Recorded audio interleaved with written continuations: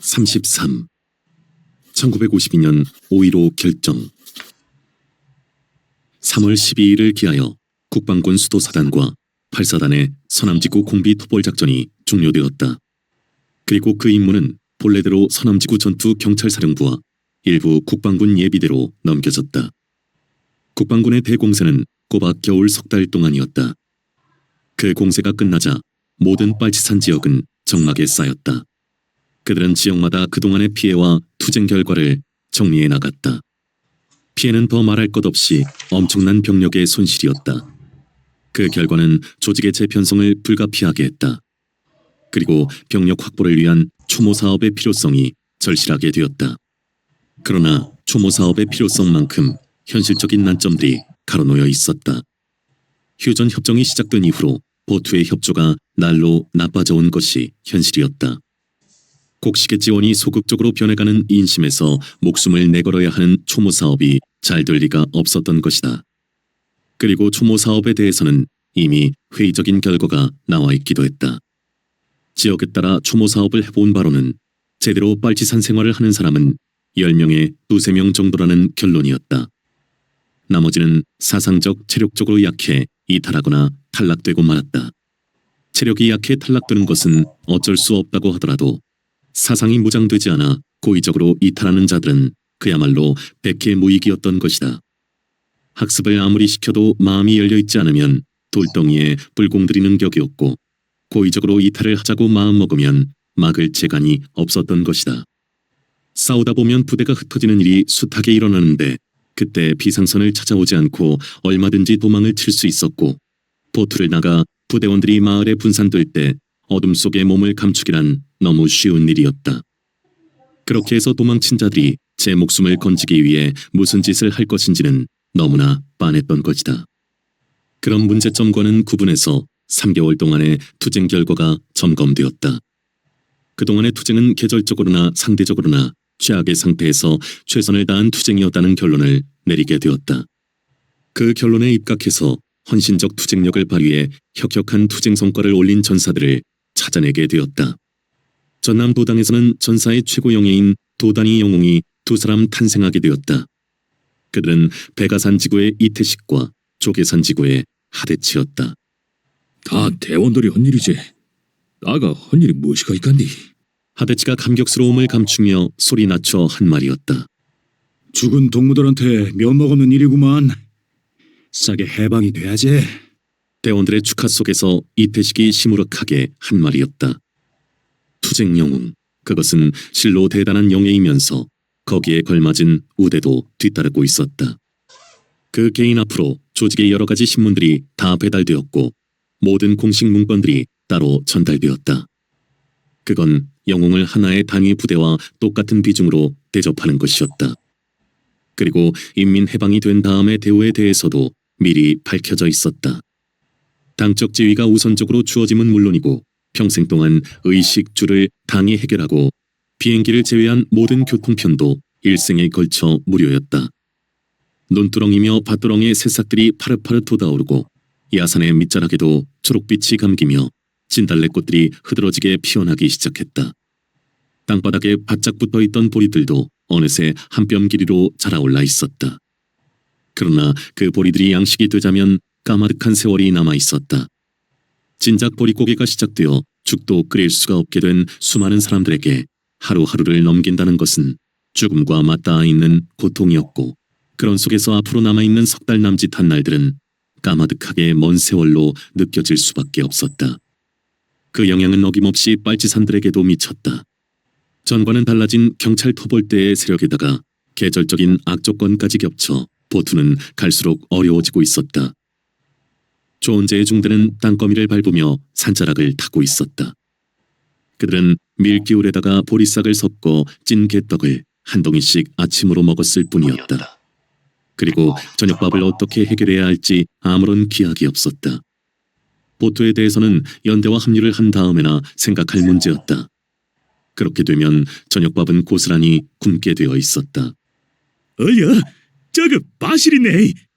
앞에서 걷고 있는 어느 대원의 반가움 넘치는 소리였다. 그 들뜬 소리에 배고픔이 숨김없이 드러나고 있었다. 어디요 어디? 예, 딱하네 우리 기다리고 있었구만. 한바탕 더더먹을 만요? 어쩌? 뒤에서 걷고 있는 대원들이 기다렸다는 듯 다투어 입을 열었다. 동무들 목소리가 너무들 커요. 조원재는 나직하게 주의를 환기시켰다. 그러면서 사람의 마음이란 참 묘한 것이라고 생각했다. 지난 겨울의 공세 때는 추위 속에서도 열흘 남짓씩을 굶으면서 싸워낸 대원들이 이제 하루 이틀 굶고서도 배고픔을 감추지 않고 그대로 드러내고 있었던 것이다. 아이고 매 시장 실은 거 저거 털어서 무신 묵자권 나오겠다고. 금매 마실이 쪼까는 디다가 궁짜할라 끼배요이. 그래도 한 건 있다실 것이 없겠소. 대원들의 소리 낮춘 말들이었다. 그들은 이미 보투를 한다는 것을 전제로 해놓고 자기들 생각을 주고받고 있었던 것이다. 조원재는 열치가 못 되는 초가집들을 내려다보며 대원들의 그런 반응에 마음이 짐스러워지지 않을 수 없었다. 미리 짜인 보투 계획은 없었고 그렇다고 배가 고픈 대원들의 기대를 문화부 중대장이라고 해서 일방적으로 묵살할 수도 없었던 것이다. 지도원 동지, 어째서랑기라? 대원들의 눈치를 살피며 중대장이 난처한 얼굴로 물었다. 산자락 끝을 살짝 깔고 앉은 초가집들은 해걸음의 저교 속에 서로를 벗하며 옹기종기 모여 있었다. 그리고 내대집의 처마 밑으로는 푸르스름한 저녁 연기가 퍼져 흐르고 있었다.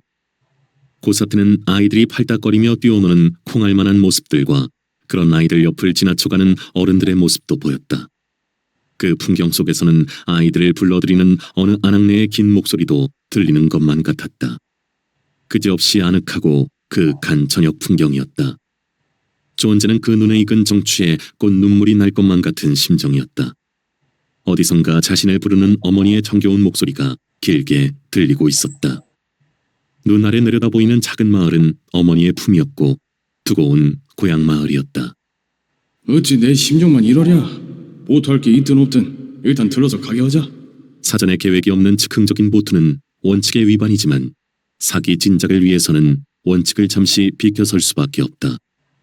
어쨌거나 부하들은 한 소리라도 더 잘 미기고 잘 입혀했어. 그래야 용기도 잘 내고 잘 따르는 법인께 명령이라고 억지로 미켜 들어지간디. 이태식이 입버릇처럼 하는 말이었다. 그래서 그는 연대장이면서도 언제나 대원들과 한솥밥을 먹었고 제일 늦게 숟가락을 들고 제일 먼저 숟가락을 놓았다. 그리고 부하들이 누구나 옷이 심하게 헐었으면 어디서나 옷을 벗기고 자기 옷으로 갈아입혔다. 그는 아무렇게나 해서 영웅이 된 것이 아니었다. 조수, 정찰대를 앞장세워 보트를 허고 갑시다. 조원재는 중대장을 보며 고개를 끄덕였다. 정찰대는 마을에 걱정이 없다는 신호를 보내고 있었다. 그들 중대는 마을의 고사트로 빨려들었다. 아이들이 쭈뼛거리다가 제각기 흩어져 자기네 집으로 달아났다.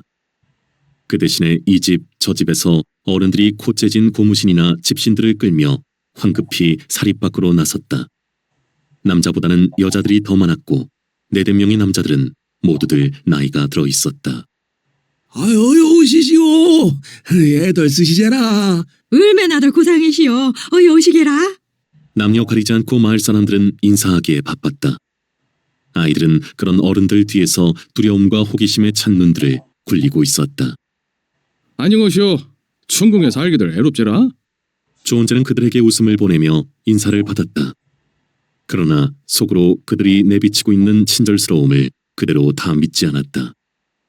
그들은 토벌대에게도 똑같은 태도를 취한다는 것을 잘 알고 있었던 것이다.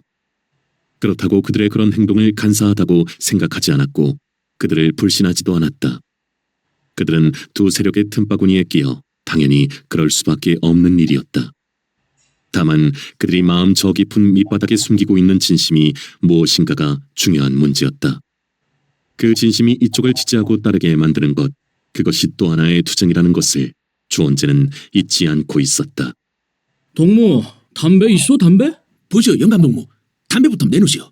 한 남자에게 대원들 2-3씩이 달라붙어 주머니를 여기저기 뒤져대고 있었다. 담배 대신 나뭇잎들을 말아 피운 그들이 보투 때면 을에 버리는 웃지 못할 풍경이었다. 이 사람들아, 아무리 담배를 굶었어도 이들군이 나이 되자면 효절하실 것 아니더라고. 담배 집 안에 있으니까 안으로 들더라고. 수염이 허연 노인이 주머니 뒤짐을 당하며 헛웃음을 치고 있었다. 그 장면을 목격하며 조원재는 울컥 화가 치미는 것을 느꼈다. 그 노인의 헛웃음에 쌓여 나오고 있는 무척 유순한 것 같은 마르는 날카로운 꼬챙이가 들어있었던 것이다. 그 날카로운 꼬챙이에 인민을 위해 투쟁한다는 빨치산의 심장이 꿰뚫리고 있었다. 주원재는 순간적으로 그걸 느끼며 대원들을 향해 소리를 지를 뻔했다. 빨치산의 명분이 아니더라도 젊은 사람들이 담배를 찾아내려고 노인의 조끼 주머니를 뒤져대는 것은 차마 보기 민망한 일이었다. 주원재는 감정을 누르며 고개를 돌렸다. 예상했던 대로 그 마을에는 알곡이라고는 하나도 없었다. 밀기울이나 수수가루 같은 것에 봄나물들을 섞어 묽게 끓인 죽이 고작이었다. 그것이나마 하루 세끼를 다 채우지 못하고 점심은 거르는 형편이라고 했다. 춘궁기에는 어느 마을에서나 흔하게 볼 수 있는 궁색한 살림살이였다. 그들은 죽 한 사발씩을 이 집 저 집에 흩어져 얻어먹고 갈 길을 서둘렀다. 마을 사람들은 습관인 것처럼 보자기에 싼 작은 덩어리들을 눈치 살펴가며 내놓았다. 그것들이 죽을 써 먹을 수 있는 무슨 곡식가루라는 것을 금방 알 수 있었다. 이민 여러분, 우리들은 죽 한 사발석을 대접받는 것도 과민원이 생각하고 고마운 마음으로 먹고 갑니다. 그것들은 내놓지 말고 아우들 미겨 살리시오. 우리들이야 안직도 쌀가마니 쟁여놓고 배 터지게 먹고 사는 부자놈들 거 챙겨 먹을 것이오. 그놈들 쌀을 뺏어다가 요리 애롭게 사는 여러분들한테 골고루 논아드리는 것이 우리가 할 일인디 밤낮으로 싸우니라고 그리 못하는 것을 이해하시시오. 우리가 시방 목심 내걸고 싸우는 것은 누구나 타등없이 궁평원이 사는 시상을 맹글자는 것인게 여러분들은 마음속으로 그날이 오기를 기들림수로 당장 살기가 애로와도 마음들 강단지게 묻고 견디도록 하시오. 이만 우리들은 들겠소. 조원재는 힘이 넘치는 소리로 말했다. 그를 바라보는 마을 사람들의 파리하고 메마른 얼굴들이 사뭇 밝아져 있었다. 그의 짤막한 말은 아주 선전적이면서 선동적이었다. 그는 짧은 시간 동안에 정치 지도원의 임무를 빈틈없이 해내고 있었던 것이다. 마을을 벗어난 그들의 중대는 산으로 파고들며 발빠른 행군을 시작하고 있었다. 조원재는 기계적으로 발을 옮겨놓으며 담배 문제를 골똘히 생각하고 있었다. 그건 그 전부터 별로 좋게 생각해온 문제가 아니었다. 그런데 오늘 일을 목격하고 보니 그냥 덮고 지나가 앞으로도 되풀이할 문제가 아니라는 생각이 들었던 것이다. 인민을 위해 싸우는 인민의 해방전사라는 체면과 나이를 고아간에 덤벼들어 주머니를 뒤져대는 그 불안당 같은 짓이 너무나 상반되고 이율배반적이었던 것이다. 그까지 담배가 뭔데? 그러나 조원재는 망설였다. 자신이 가진 결정적인 약점이 있었다. 그건 담배를 피우지 않는다는 것이었다. 자신이 담배를 피우면서 담배를 끊는 솔선을 보이면 얼마나 당당하랴.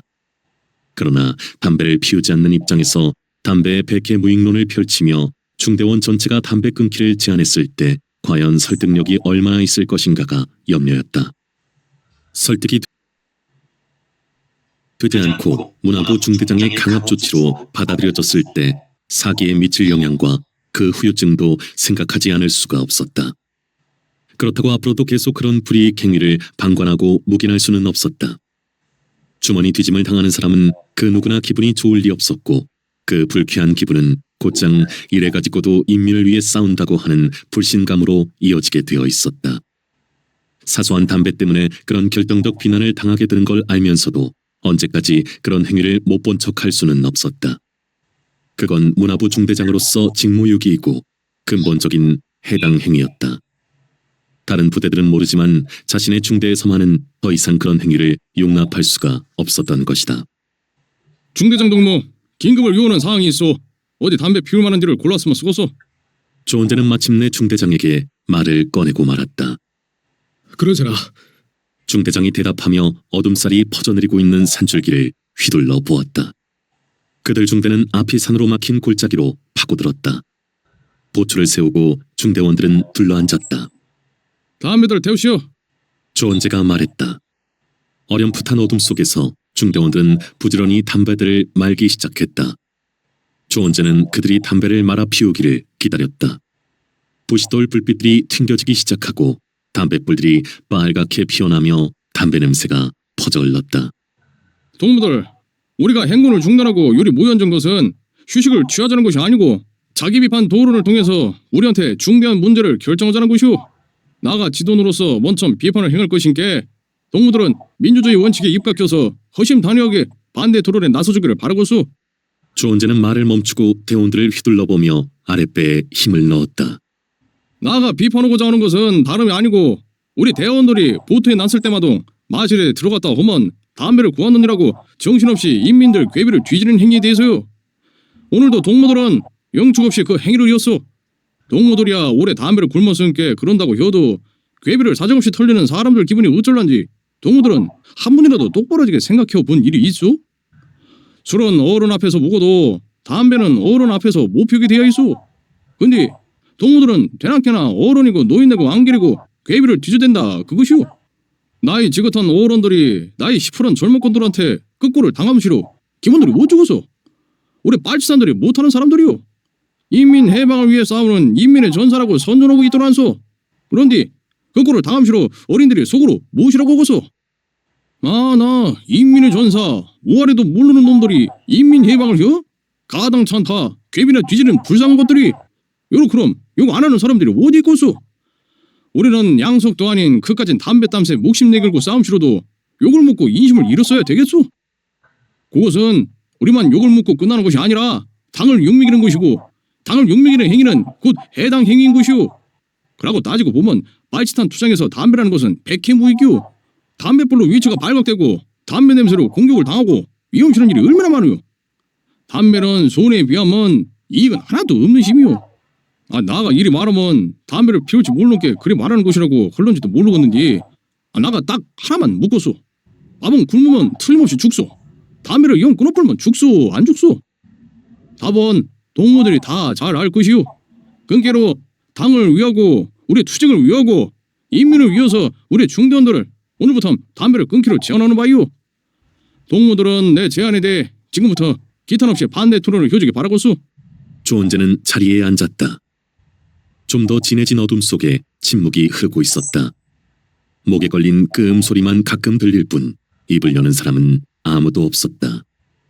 싸게 반대 토론들 하시오. 반대 의견이 없으면 나가 내놓은 제안이 만장일치로 결정되는 것인게.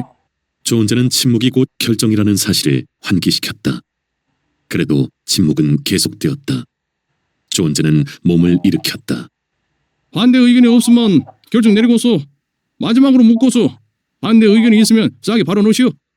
그래도 말을 하는 대원은 없었다. 조소 결정 내리고서 위대한 당의 이름으로 우리 중대는 오늘부로 전 대원들이 담배를 끊을 것을 만장일치로 결정하는 바이오. 본 결정은 당에 보고될 것이며 차후로 본 결정을 위반하는 대원은 당규에 따라 처벌될 것이오. 본 결정을 공박수로 접수하기 바라고서. 조은재의 말을 따라 중대원들은 손바닥이 서로 엇갈리는 소리나지 않는 박수를 치기 시작했다.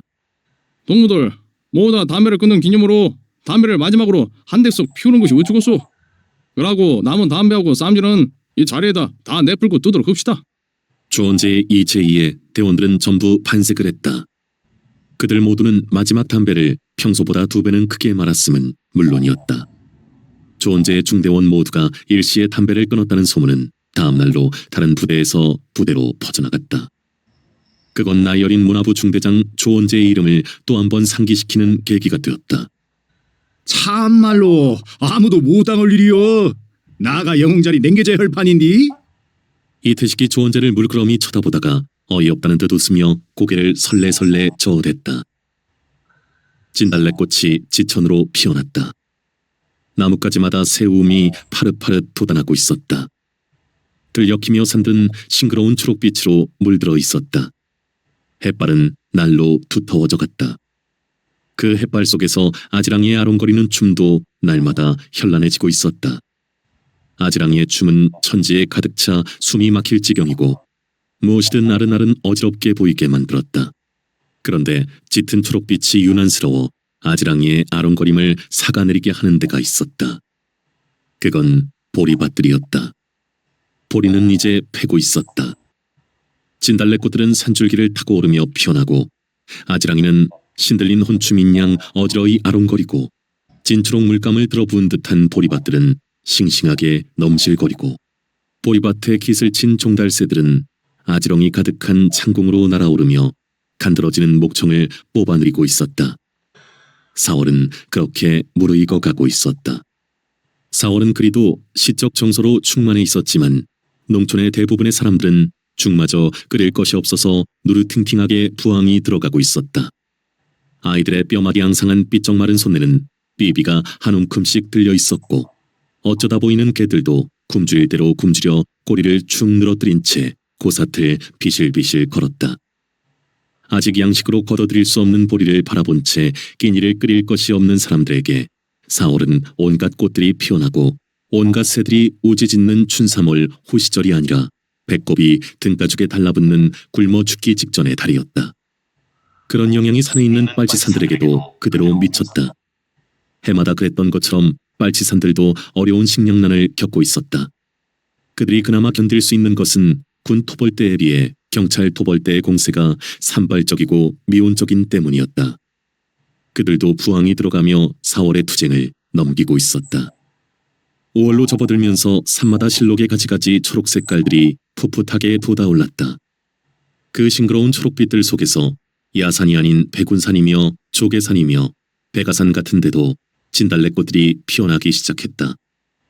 끝물로 피어난 진달래꽃들과 함께 소쩍새의 목쉬노름이 절정을 이루고 있었다. 키 큰 나무들의 그늘 아래서 작은 산꽃들도 다투어 꽃을 피워내고 있었다. 조계산 지구에서는 뜻하지 않은 경사가 벌어지게 되어 모든 대원들이 어리둥절해 있었다. 지구정치위원 안창민과 여맹위원장 이지숙의 결혼이 그것이었다. 동지들 간의 이성관계는 철저하게 금지시켜온 상태에서 그들 두 사람이 결혼을 하게 된다는 것은 너무나 뜻밖의 사실이었고 더구나 당에서 결혼식을 올려준다는 것에 대원들의 놀라움은 더욱 컸다. 도당위원장 박영발은 그동안의 방침을 바꾼 것이었다. 당성이 투철하고 투쟁 경력이 뛰어난 전사들이 서로 사랑하고 있는 경우 당이 그들의 결혼을 공식적으로 인정하여 그들의 소망이 이루어지게 함과 동시에 혁명 부부로서의 결속력을 갖게 하려는 것이었다. 그렇다고 그들이 부부 생활을 할 수 있는 것은 아니었다. 결혼 첫날 밤을 보낸 다음 부부는 해방의 그날까지 부대 소속을 달리해야 하는 제한이 따르고 있었다. 그런 제한 조건이 따른다고 하더라도 그건 모든 대원들이 전혀 예측하지 못했던 획기적인 조처가 아닐 수 없었다. 그 뜻밖의 조처는 모든 대원들에게 환영을 받았다. 그렇다고 애인을 가진 대원들이 많은 것도 아니었다. 서로 사랑하는 관계를 맺고 있는 대원들은 극히 일부에 지나지 않았다. 그런데도 전체의 대원들이 그 조처를 환영하는 까닭은 무엇일까? 그것은 일종의 심리적 반응이었던 것이다. 그들은 그 조처를 당의 관대함으로 받아들이는 동시에 새로운 자유를 갖게 되는 것으로 생각했다. 그리고 결혼이라는 흥겨운 구경거리를 산중에서도 갖게 되었다는 즐거움이었다. 외소댁은 산꽃들을 정성스럽게 따모으고 있었다. 그러면서 천전바구와 김혜자를 생각하고 있었다. 지기를 죽더라도 쪽간도 있다가 죽지. 요런 좋은 법이 생겼구만. 김혜자가 살아들라면 요 법을 얼마나 좋아를 했을까. 머리 꼭지가 하늘에 닿게 뛰고 또 뛰었을 것이구만. 그래도 속만 부탁하면서 천전받고 각시되기를 바랐는디 그건 풀고 갔으면서 얼마나 좋았을랑고. 여학교 과정 댕긴 김혜자가 무학인 천전바구를 그리 좋아한 것도 다 팔자요. 엄마 이리 말하면 안 되겠지. 학벌로 사람같이 저울질하는 것이야 반동돌 시장에서나 써먹는 법이지. 나 대급박도 안직 반동 시장에서 찐떼국물이 다 빠지지 않은 것이오. 김혜자가 천전바구를 서방산기로 얻고 좋아한 것이야. 사람이 사람을 좋아한 것이지. 니나 나나 차등 없이 다 동무로 사는 시장에서나 볼 수 있는 기맥힌 일이지. 백정 아들하고 족보 내세우는 집안 딸하고 참말로 기맥힌 일이야. 김혜자가 그 총알 퍼붓는 너덜공 위를 천정받고 들쳐미고 뛴 것을 생각하면 여자 마음이란 것이 그리 기맥힌 것이오. 한눈에 죽자온 마음이었겠지. 죽음스로 기현씨 서로 손잡고 죽으시니 김혜자가 원풀이로 한 것이지. 그래도 맺힌 마음이야 따로 또 지니고 갔을 것인데 놈들 앞에서 당당하니 홀레직을 못 올렸은 꾀로 사람 정이란 것이 눈으로만 왔다 갔다 하는 것이 달부고 손잡으면서 가슴 찌릿거리는 것이 달부고 잠자리에서 살 섞는 것이 달분 법인디. 그래 치자면 김혜자 마음에 풀린 원보다 안 풀린 원이 더 많겠지. 그래도 어쩔 것이오. 한끈에 묻힌 것으로 다행 삼아야지. 근데 외서댁은 증오심이 파르르 곤두서는 것을 느꼈다. 걔 잡놈의 새끼들 무슨 철천지 왼수가 졌다고 그 소나무를 싹둑 잘라 부러질 것이오. 징은 놈들 송장가장 안 파내기 다행이지. 그 사삭 싫은 놈들이 송장 파내면 지그 놈들이 해코지 당하려는가 무서봐 손 안 댄 것이겠지. 외서댁은 얼마 전에 중대원들을 이끌고 천전바구가 묻혀있는 근방을 지나가게 되었다. 그녀는 마음이 쓰여 도저히 그냥 지나칠 수가 없었다. 그래서 일부러 천전바구가 묻혀있는 곳을 찾아갔다. 그런데 비목을 겸한 표적물인 소나무가 간 곳이 없었다. 그건 잘못 본 것이 아니었다.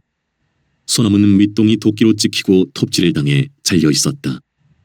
그것이 토벌대의 소행임을 금방 알 수 있었다. 외섭댁은 끓어오르는 분노를 참을 수 없었지만 그대로 발길을 돌리지 않을 수가 없었다. 그러나 하데치에게는 그 말을 전하지 않았다. 괜히 속을 상하게 만들고 싶지가 않았던 것이다. 그러면서 그녀는 하데치도 알고 있으면서 그 말을 꺼내지 않는지도 모른다고 생각했다. 외섭댁은 산꽃들을 한아름 따가지고 허리를 폈다. 그만하면 풍성한 꽃다발이 될 만했다. 신부 이지숙이가 들 꽃다발이었다. 외서댁은 여러 가지 산꽃들을 물끄러미 바라보았다. 그 고운 야생화들과 겹쳐 자신의 혼례식 장면이 떠올랐다. 사모관대 차림에 입 콕 다문 남편의 얼굴이 크게 다가들었다. 정이 다 크기도 전에 떠나버린 남편이었다. 아이를 셋은 낳아야 여자의 가슴에 남정네의 정이 제대로 차는 법이라고 했다. 그런데 겨우 아이 하나를 낳고 그 다음의 세월은 남편의 산생활로 혼자서 살아야 했다. 그리고 이별이었다. 정보다는 부끄러움이 앞서고 그리움보다는 죄스러움이 앞을 막아서는 짧고 아쉬운 결혼 생활이었다. 외서댁은 손등으로 눈물을 닦아내며 천천히 걸음을 옮겼다. 남편만 생각하면 눈물이 금세 솟고는 했다. 씻어질 길이 없는 죄스러움 탓이었다. 자신만 아니었더라도 지금까지 어엿하게 살아있을 남편이라는 생각을 떼칠 수가 없었던 것이다. 안창민과 이지숙의 결혼식은 널찍한 평지가 있는 골짜기에서 올려졌다. 지구의 대원들 200여 명이 모였고 총사에서 사령관 김선우와 부사령 염상진이 참석했다. 안창민과 이지숙은 진달래꽃에 에워싸여 나란히 서 있었다. 대원들이 진달래꽃을 수없이 꺾어다가 꽃밭을 만들어 놓았던 것이다. 안창민은 머리를 말끔하게 깎고 옷을 깨끗하게 빨아입고 있었다. 이지숙은 흰 저고리에 검정 치마를 입고 꽃다발을 한아름 안고 있었다. 그리고 그녀는 머리를 풀어헤쳤고 얼굴에는 분가루가 살포 발라져 있었다. 그녀는 평소와는 딴판으로 무척이나 고와 보였다. 저리 체리고서 쓴 게 여맹위원장 동지가 영판 이뻤부여. 근데 말이요, 빨치산 냄새가 한나도 안 나요. 시방 매미 어쩔게라? 날라갈 건 맨치로 좋지 어째라. 좋아하는 사람한테 시집을 가는 것인데 양가 가족이 하나도 없는디 좋기만 하겠소? 엄마? 저 두 동지가 그냥 예사 사람입디요? 부모고 성재가 아니고 다 두고 입사는 빨치산이란 건 잊어불고 그런 소리 혀요? 여자 대원의 말이었다. 대원 여러분 모두 조용히 해주십시오. 지금부터 안창민 동지와 이지숙 동지의 결혼식을 거행하도록 하겠습니다. 정치위원의 말을 따라 대원들이 조용해졌다. 총사 사령관 동지께서 주례를 맡아주시겠습니다. 염상진과 나란히 돌을 깔고 앉아있던 김선우가 천천히 두 사람 앞으로 걸음을 옮겼다. 그는 30 중반의 나이였고 훤칠한 키의 미남이었다. 그러나 눈매가 매섭고 냉정한 인상이었다. 당이 결정한 규정에 따라 안창민 동지와 이지숙 동지는 서로의 의사를 합쳐 결혼할 것을 원하는 바, 이 결혼식을 통하여 두 동지는 부부가 됨을 당과 전사 여러분들이 확인하고 보증하는 바이올시다. 김선우의 짤막한 결혼 성립 선언이었다. 다음은 총사 부사령 동지께서 축사를 해주시겠습니다. 염상진이 몸을 일으켰다. 그는 고개를 숙인 듯하고 걸음을 옮겨 두 사람 앞에 섰다. 그의 얼굴은 약간 상기되어 있었다. 안창민 동지와 이지숙 동지가 새로 결정된 당의 규정에 따라 첫 번째 부부로 탄생된 것을 기쁘게 생각하고 제가 그 축사를 하게 된 것을 영광으로 생각합니다. 두 동지에 대해서는 제가 비교적 잘 아는 편입니다. 두 동지와 함께 군당에서 구빨치 투쟁을 했기 때문입니다. 두 동지의 투쟁 경력을 여기서 일일이 다 말하지는 않겠습니다. 다만 제가 말하고자 하는 것은 두 동지의 뜨거운 혁명적 열정이 바로 사랑의 열정이라는 점을 밝혀두고자 합니다. 두 동지는 한 가지 목적을 위해 투쟁하는 전사로 서로 만나고 함께 투쟁을 해나가면서 서로 사랑하게 되었고 투쟁이 계속되는 속에서 부부가 되었으며 앞으로도 부부 전사로서 더욱 힘차게 투쟁해 나갈 것입니다. 그러니까 두 동지는 투쟁하는 부부로서 모든 전사들의 시범이고 모범인 것입니다. 오늘과 같은 자랑스러운 모습을 보여준 두 동지를 존경하며 오늘의 이 결혼을 끝없이 축하드립니다. 대원 여러분들도 두 동지의 결합을 아낌없이 축하해 주시기 바라며 두 동지께서는 투쟁 속에서 이루어진 이 가식 없고 조촐한 결혼식의 의미를 가슴 깊이 새겨 앞으로 더욱 투쟁에 매진해 줄 것을 당부하는 바입니다. 다시 한번 진심에서 우러나오는 축하를 드리면서 이것으로 두서없는 축사를 마치고자 합니다. 고개를 약간 숙여 보인 염상진이 자리로 돌아갔다. 그러면 마지막 순서로 신랑 안창민 동지와 신부 이지숙 동지가 돌아서서 대원 여러분들에게 인사를 드리겠습니다. 앞에 선 대원들께서는 여기 있는 진달래꽃을 뿌려 축하해 주시고 뒤에 있는 대원들께서는 박수로서 열렬한 축하를 보내주시기 바랍니다. 신랑 신부 뒤로 돌아서 주십시오. 안창민과 이지숙이 돌아섰다. 기쁨의 소리들이 터지기 시작했다. 두 사람은 대원들을 향해 깊이 고개를 숙였다. 앞에 선 대원들이 서로 다투어 진달래 꽃가지들을 집어들었다. 그리고 안창민과 이지숙을 둘러싸고 가지들을 흔들어대거나 꽃을 따서 던졌다. 두 사람은 곧 나부끼고 흩날리는 진달래 꽃보라에 파묻혔고 힘찬 박수 소리들이 골짜기를 울려대고 있었다. 외서댁은 대원들 속에 섞여 부지런히 꽃을 따 던지면서 예, 복받고 사시오이. 오래오래 한꺼번에 복받고 사시오이. 이런 말을 수없이 내며 눈시울이 젖고 있었다. 김선우와 염상진도 똑바로 서서 박수를 보내고 있었다. 김선우는 아까와는 달리 환하게 웃음 짓고 있었다. 그는 소문대로라면 이미 석 달 전에 광양 백운산에서 죽었어야 했다. 그에 대한 소문은 가지가지였다. 그는 미모의 여비서와 함께 죽었는데 그 여자가 임신 중이었다고 했다. 또한 그는 포위를 당하자 혼자 도망치다가 온몸에 총을 맞고 죽었다고도 했다. 그런가 하면 그는 비트에서 죽었는데 그곳에 그가 읽은 책이 많아 그것에 감동한 국군 장교가 예의를 갖춰 장례를 치러주었다고도 했다. 그런 터무니없는 헛소문 속에서 그는 건재하고 있었다.